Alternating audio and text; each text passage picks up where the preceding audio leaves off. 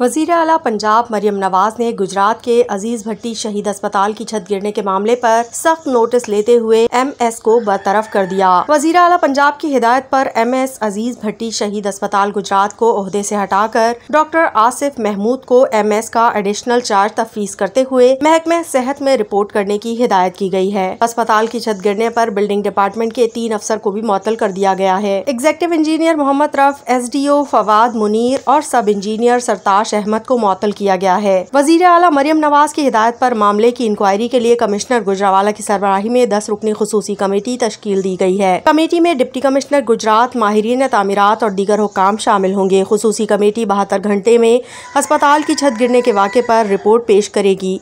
खुसूसी committee की report की रोशनी में जिम्मेदारों का तयन करके कानूनी कार्रवाई अमल में लाई जाएगी।